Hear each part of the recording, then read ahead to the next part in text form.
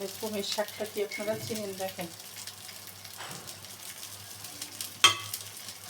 যদি চিনে থাকেন তাহলে তো চিনতে পারেন, না পারলে তো বলা হবেই পরে। এক এক মশলাগুলো দিয়ে দিচ্ছি।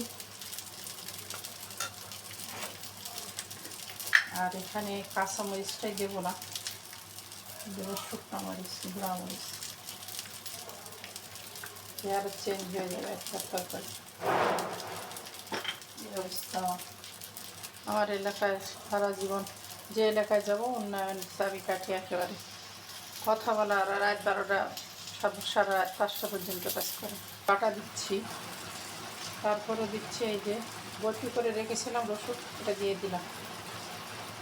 এখানে দিচ্ছি আদা রসুন বাটা একই সঙ্গে, পেঁয়াজও দিয়ে দিচ্ছি। শাকটার পরিমাণও একটু বেশি আছে আবার, যেহেতু মাছ দেবো। আর এই শাকটার ভিতরে কী মাছ দিলে বেশি টেস্টি হয়, যদি আপনারা রান্না করে খেয়ে থাকেন তাহলে বলতে পারবেন।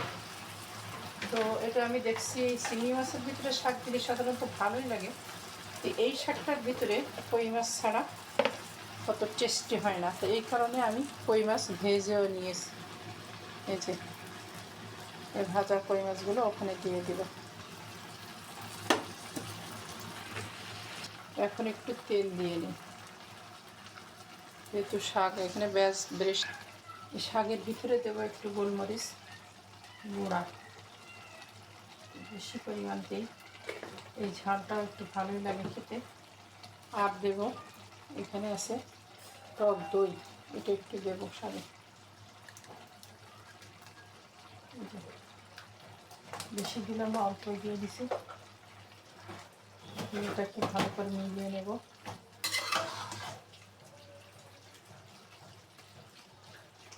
এখন যেটা দেব, মাছটা দিয়ে দেব।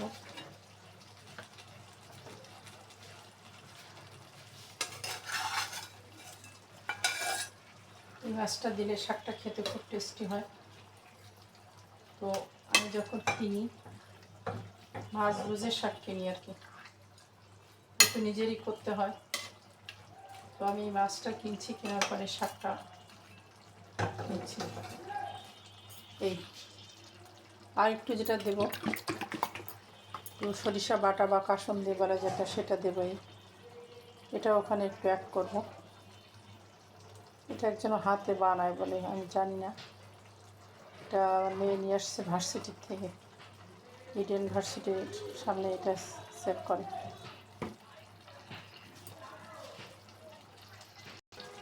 শাকটা তো রান্না প্রায় শেষ। এখন একটু জিরা গুঁড়ি দিয়ে নামিয়ে দিব এবং পেঁয়াজ বেরেস্তা দিয়ে দেব। আর আপনারা তো জানেন, শাক জিনিসটা সবসময় গরম ভাত ছাড়া আসলে টেস্টি হয় না। ঠান্ডা হয়ে গেলে এটা উতায় যায়। এখন খাওয়ার সময় আমার আবার গরম করতে হবে। যে কোনো জিনিস একবার তো দুইবার গরম করে ফেলে অতটা টেস্টি আসে না। আল্লাহ হাফেজ। কই মাছ দিয়ে এই শাকটা আপনারা রান্না করবেন। এটা হচ্ছে কুমড়া শাক।